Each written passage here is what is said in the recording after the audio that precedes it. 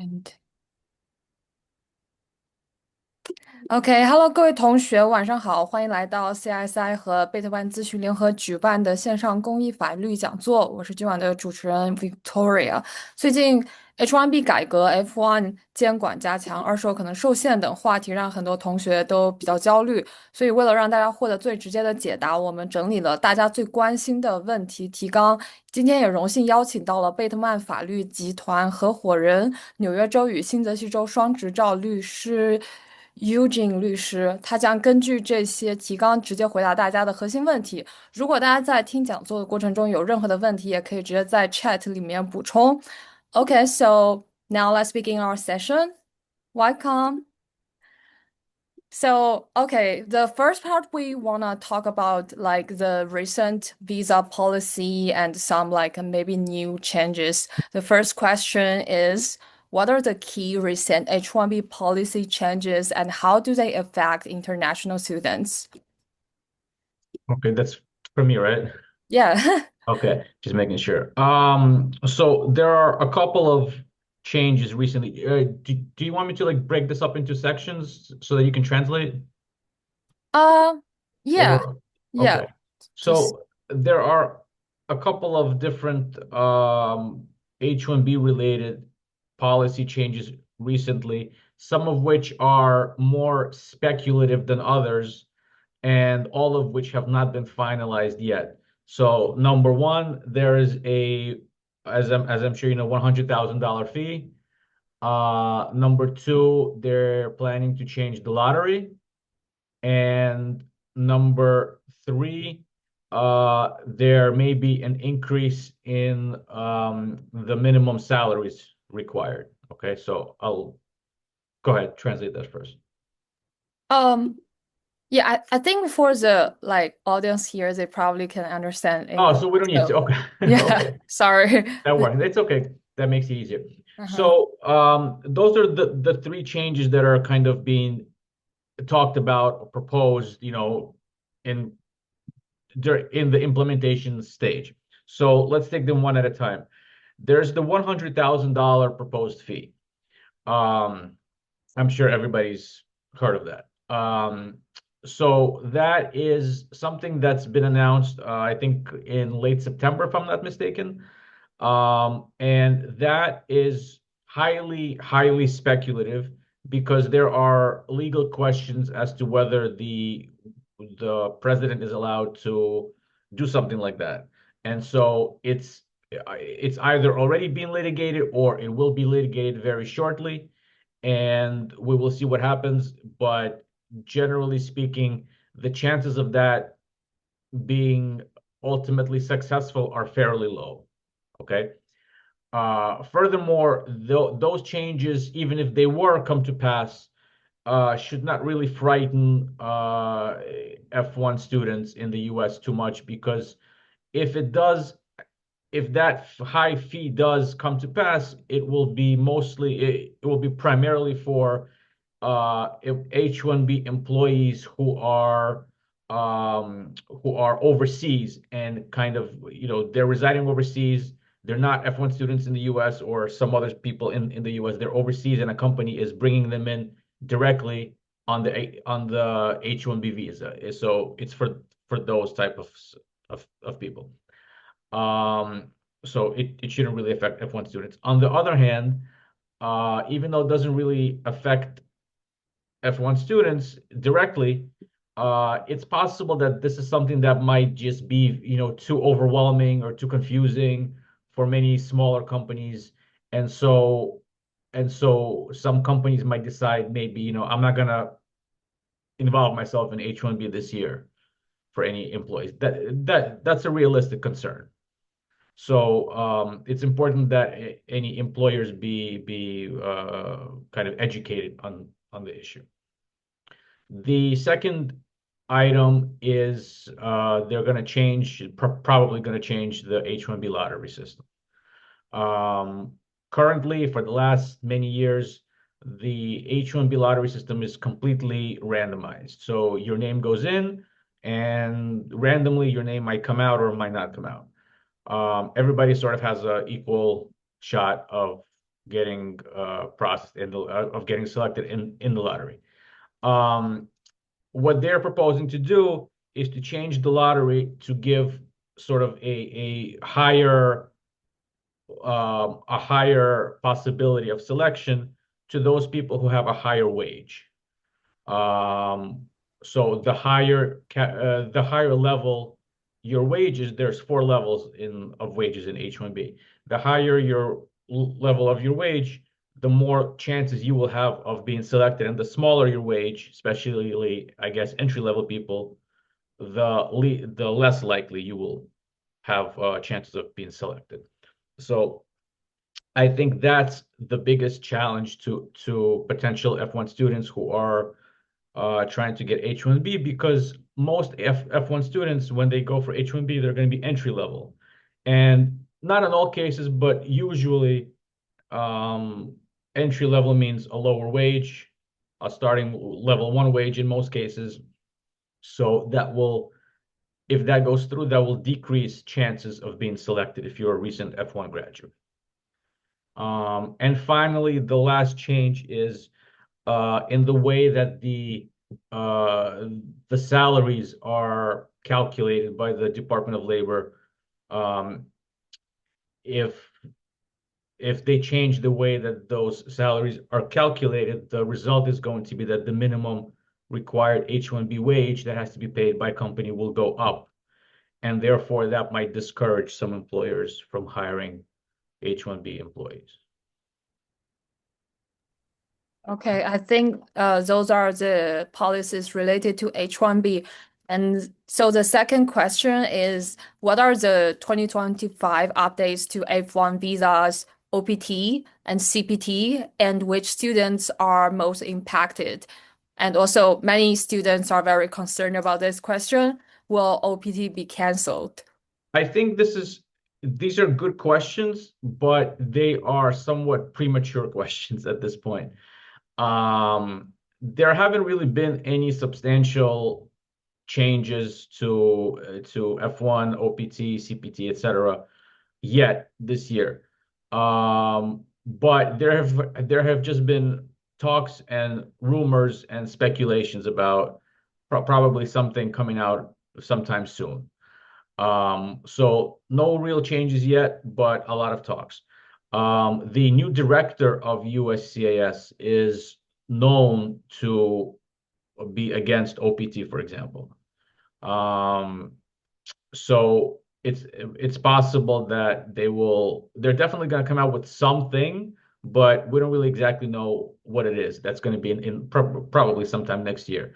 Um, the thing about OPT is that the executive branch, right, the president, USCIS, the Department of Homeland Security, they have very broad ability to make changes to the CPT and OPT programs. But they can't completely eliminate them. The law says that there shall be an OPT or a CPT program. They can't just cancel them, but they can change the way that they are regulated and the requirements and things like that. So the answer is unless Congress were to act, it's very difficult, if not impossible, for, like you said, to cancel OPT, but it can be changed, and it probably will be changed to some extent and probably in a more restrictive way. But what exactly they do is something that we have to wait and see. Yeah, I see. So, how about like just in general, how do the new policies will affect students at different stages? They are like undergrads, graduate, PhD, OPT, or students they are during unemployment Well, status. well, the higher level you are, right, the less the less further educational opportunities you usually have. So if you've already, if you've already done a bachelor degree, if you've done a master degree and you're a PhD student or graduating from masters, from graduate school, you don't really have many options left, right? You're not. if you go back to school to get another master's or a second bachelor's, you can't get OPT again. It's limited as to one time per each degree. And if you don't get selected in the H1B lottery, you really have no other options. So the answer is the higher up you go, the less chances you have. I mean, the less opportunities you kind of have going forward. So for the younger students, any changes that come in policy would affect, it will affect their planning, and they're gonna have to come up with like different plan A, plan B, depending on what goes on. But they will have time to adjust. But for people who are already kind of, nearing the end of their educational career, then that's probably unlikely. Okay. Got it. So that's for the first part about the recent policies changed. And the second part, we want to talk about the immigration policies related to employment immigrants. Um, so the question is, are traditional EB2, EB3 employment-based categories becoming easier or harder under new policies? At the moment, they haven't really been affected at all, one way or another. They've kind of remained stable, at least so far. There have been rumors about certain things that might maybe happen in the near future, but mostly from an anti-fraud perspective, kind of more scrutiny over legitimacy of companies and whether they are in fact employing the people, things like that. But in terms of regular eligibility matters, making it more easier or more difficult, not really. There haven't really been any changes, and I don't really foresee any changes. But the only thing that is a little bit of an indirect way that it might affect it is the same thing that I said previously for H1B, which is that if the Department of Labor changes the way that the minimal salaries are calculated, that might potentially impact companies' ability or willingness to hire or to sponsor more people. Got it. And about EB2 and EB3, what is the full process for it? Like from perm to I-140 to I-485? What is the timeline and documentation required? Well, this is a long thing. So in terms of documentation, the answer is not much. It's not really a document-intensive process. Usually, the only thing that's required from the employee perspective, from the beneficiary, is basically, their passport and proof of their education. A copy of their degree or, a transcript, things like that.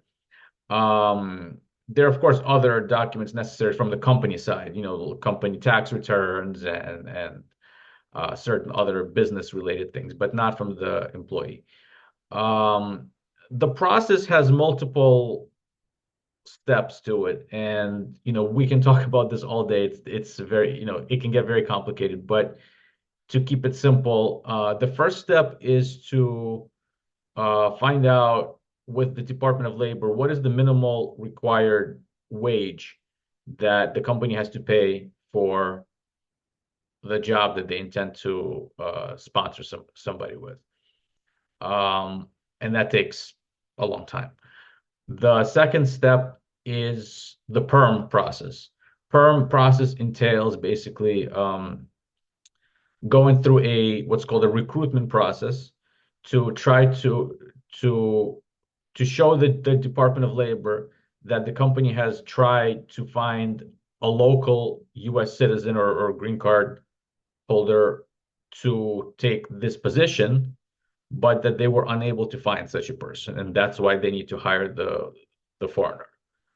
Um, and then after they complete that, they need to file a labor certification with the Department of Labor, and this takes an even longer time. If that's approved, Then they need to file the I-140 with the immigration service. And if that's approved, then when their priority date becomes available, then they can finally file for a green card, the I-485. Yeah, got it. That's a really long process. That's And yeah, it takes roughly, I would say, the process itself, not counting any visa wait times, right, for the priority date, but the process itself takes roughly 2 years or so. yeah. Maybe approximately, yeah. Yeah. So, and I also know about like many companies will only start the perm process when the employee got selected for H1B, but for with the new policies and everything, it's getting more difficult to get selected for H1B. So beyond like EB2, EB3, what other realistic immigration pathways exist? For recent graduates, I Like yeah, guess, like for people who are already working in the US. but working, I guess, on like OPT basically. Yeah, yeah. So recent graduate. So besides EB2, EB3, there's three other possibilities. I should say four possibilities. So um some of them are, I'll just mention because they're there. It doesn't really mean they're for everybody. There's EB1A and there's the NIW, National Interest Waiver. But those do not require any employer sponsor. People can do what's called self-petitioning, but those are not really for, generally speaking, for the most part, they're not for recent graduates.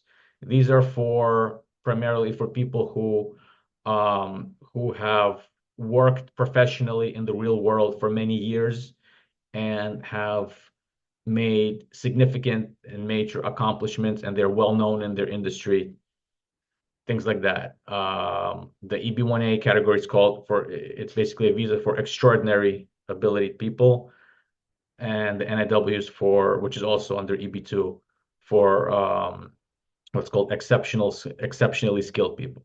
So these are rare for recent graduates. These are more for older people who have been working for a long time, generally. Um, Another option, the third option is EB5. EB5 is available to anybody who has the resources. So EB5 is an investment-based green card. Um, you need access to at least $800,000 to invest, which hopefully you'll get back if your investment is successful several years later. Um, but the big benefit with EB5 is that these days, for some time to come, we're in a limited window here. Um, People can get a green card through EB5 very, very, very quickly. You can't do that with EB1, EB2, EB3, only with EB5. And the reason for that is because the EB5 was reformed by Congress 3 years ago. Congress created certain new categories of EB5, and those categories have not yet been filled up. So what that means is that they're available, and people don't have to wait for a priority date for many years. They can just get a green card right away. That's the big benefit. That opportunity is probably gonna close sometime within the next year or so, because it's quite popular and it's filling up quick. But for now, it's the fastest way anybody can get a green card. Um, and finally, the last category I'll just mention, not for everybody, of course, but if you're a student or a recent graduate and you're you're married, or your partner is a U.S. citizen, they can file a family-based petition for you. But that's fairly rare. Yeah. Yeah, that those are basically the main Yes. pathways to get green card. And also, maybe like can you also talk about O1? I know many of our students are also interested in this one. Oh, first of all, O1 is not a green card. O1 is a temporary work visa. It does not lead to a green card. Okay. Um, so let's just get that out in the open. Secondly, O1 is also not for everybody. O1 is, like H1B is not for everybody. H1B is for specific types of occupations. Specifically, it's called for specialty occupations, right? Similarly, O1 is even more restrictive as to who it's for. O1 is basically like I recently mentioned EB1A, right? Extraordinary ability. O1 is basically the same thing, but on a temporary basis, not a green card basis. You need a highly successful track record of uh, professional success. Like you need to have awards and highly praised recommendation letters, and other similar things. You need to be kind of well known in your industry. So it's not for any job, or it's not for any person. It's for the top several percent of the industry in which you are. And you also need a job sponsor to sponsor you for that. But yes, that's another option, but that's a temporary non-green card option. So for O1, is there any like a work job category that most suited for O1 visa or like it's also It's fairly open-ended. It doesn't, so it does it's more for the restrictions on O1 are more focused on the beneficiary versus than the job itself. So, like I said, it has to be only for people who are highly reputable and well achieved, people of high achievement in their field. But in terms of the actual kind of job, it's fairly broad. It could be science-based, business-based, sports-based, business-based, I said, education, arts, things like that. So it's fairly broad, but it's for a high level of people, not new entry-level people. So rarely for F1 student, for recent F1 graduates. It's possible, but very rare. okay, I see. And also like there will be many people thinking about to apply for O1 first and then apply for EB1. Um, like how do you think of this path and also like what's the Honestly, they are similar in sort of in the way that they work in terms of requirements, but they are also mutually exclusive. Um, you do not need to do O1 to apply for EB1. You could just, if you qualify, you could apply directly. And the requirements, like I mentioned, are fairly somewhat similar. Um, Vice versa, you can apply for O1 and then never do EB1. Both ways are okay. The primary difference is that O1 requires a very specific job offer and a sponsorship. EB1A does not. okay, so like what are the like timelines wait time for EB1 and like approval trends? EB1A for China is approximately a 3 year wait time. The approval itself, if I'm sorry, the adjudicative process itself takes maybe a year or so. You could also file if you want to do it fast, you can pay extra money for premium processing, get it done within a month or so. Um, but it's roughly a 3 year wait time for the priority date for the green card. Um, the approval rates have actually dropped in this past year. This administration has been a little bit more scrutinized of them. Um, the NIW approval rates have dropped even more. But sometime in the next few months, the administration is expected to release more kind of newly updated guidelines for EB1As. So it will be interesting to see what exactly it says. Um, okay, I got it. So, compared to EB5, what's the difference for like the processing time, wait time, everything for EB5? Compared to EB1A. Yeah. So EB1A is, like I said, requires wait assuming you're approved, it requires waiting approximately 3 years for to get your green card because there's a backlog of that. EB5, like I mentioned earlier, does not have such a situation. Like I mentioned earlier, EB5, the current categories of EB5 are new. Congress revamped the EB5 program a couple of years ago. And so those newly created categories haven't been fully filled up yet. There's still sufficient visas out there. So because of that, there's no priority date wait times for EB5. So, for example, I have a lot of EB5 clients. Um, if depending on the nature of the investment you do, some people get approved within 5, 6 months, and then another 2 or 3 months later, they have the green card. So it's pretty fast. And that's not compared to EB1A. That's compared to any other category, EB2, EB3. All of them require many years of waiting.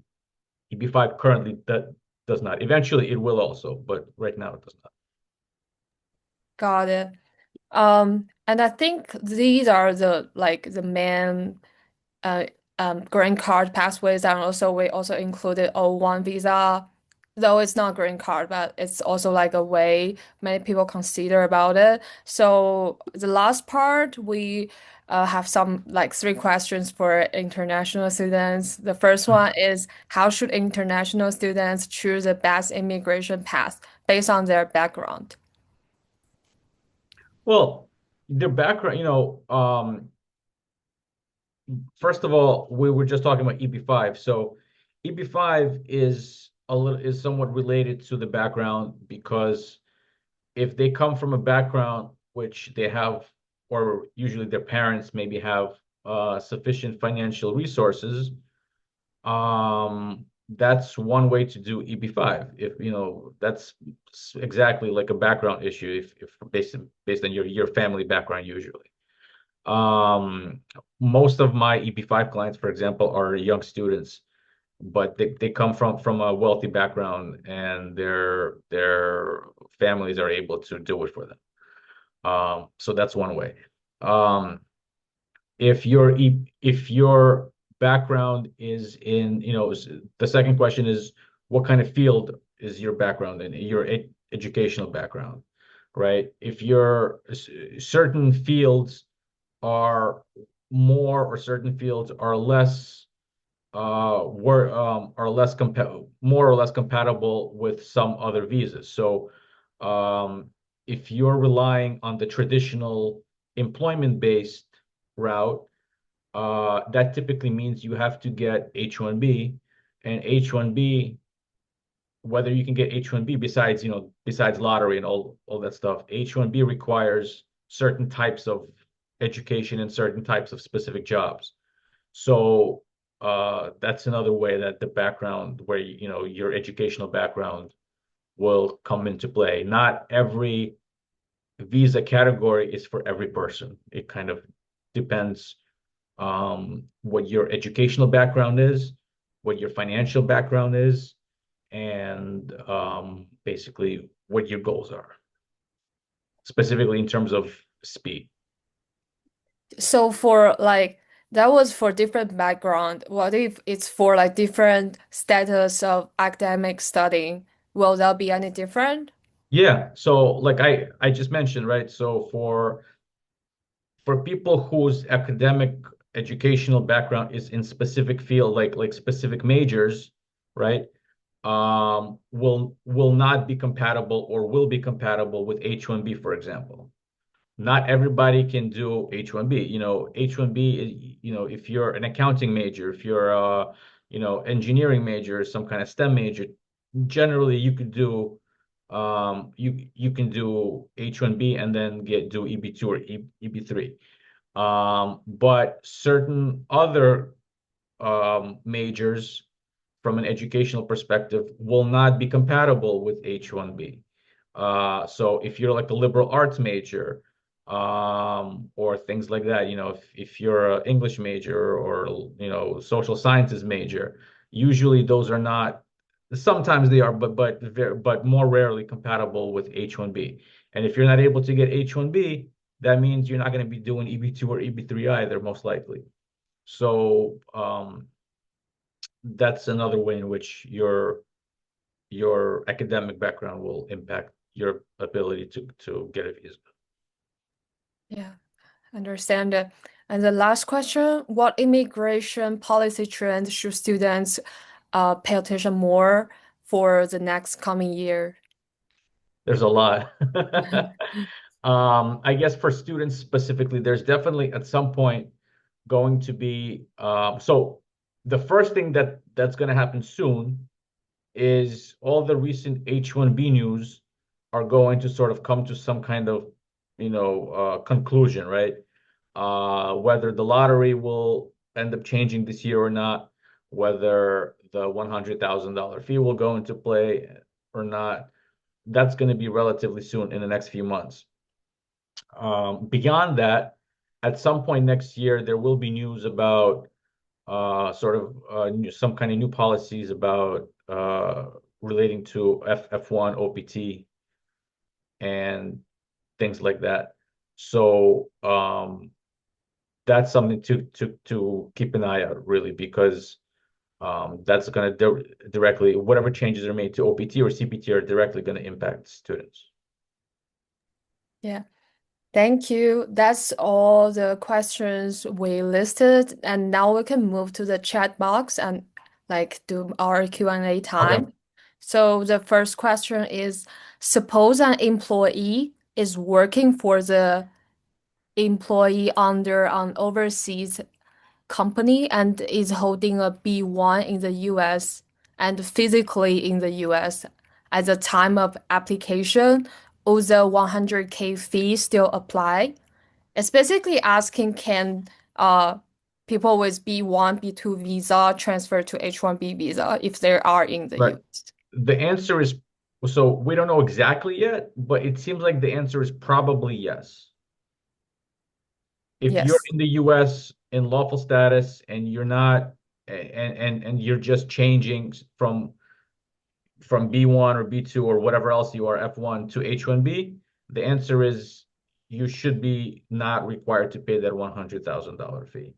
But if you're coming in from abroad, if you're not changing from within the US, then that's going to be different.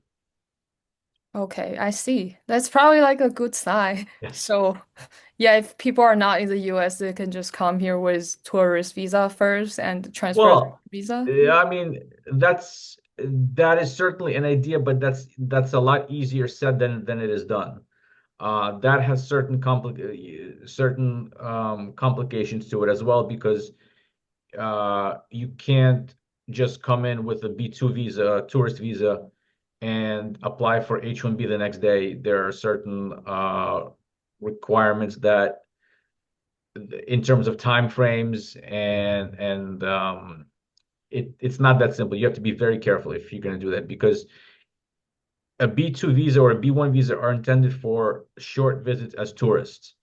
And if you apply for something very quickly after coming in those visas, you could be deemed as having lied about your intentions, and that will cause you problems. So be careful and talk to the H1B attorney first when you do that.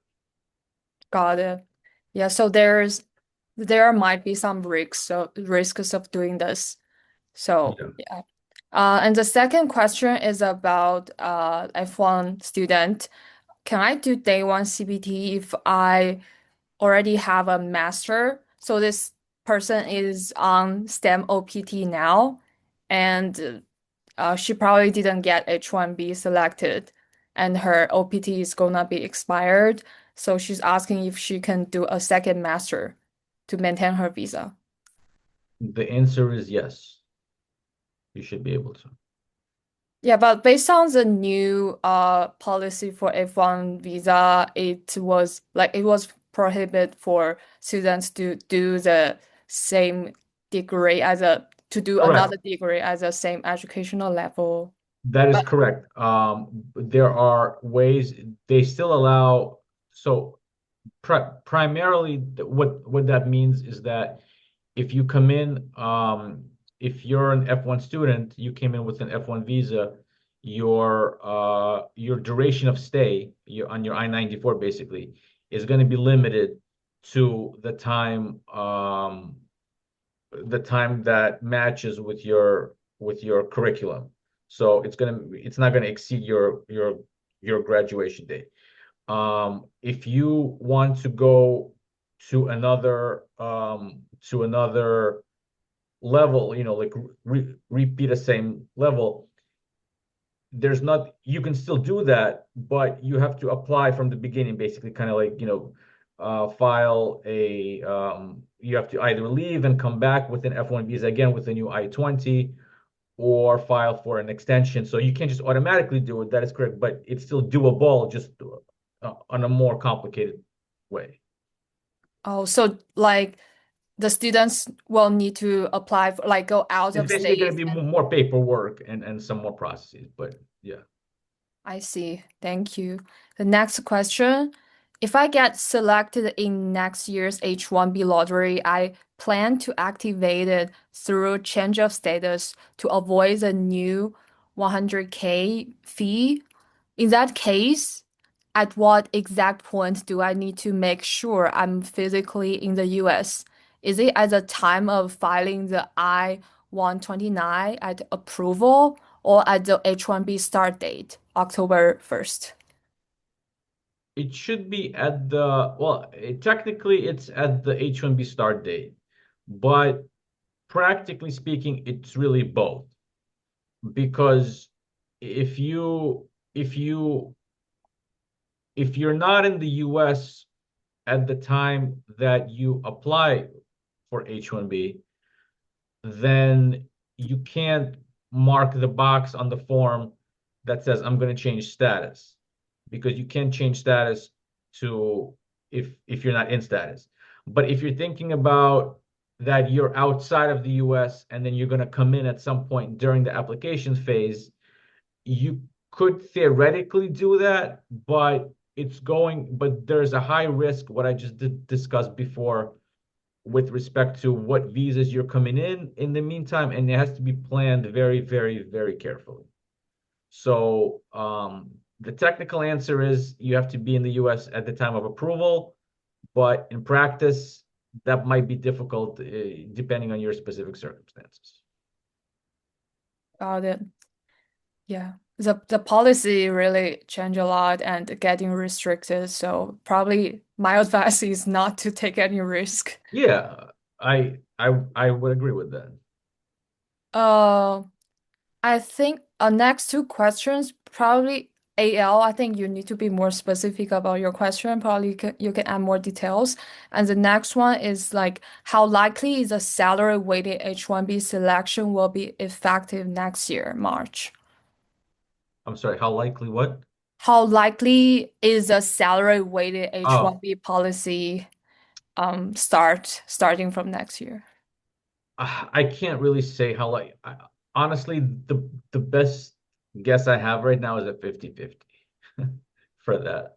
There's just too many factors that it makes it impossible to predict in any direction with any more detail than that.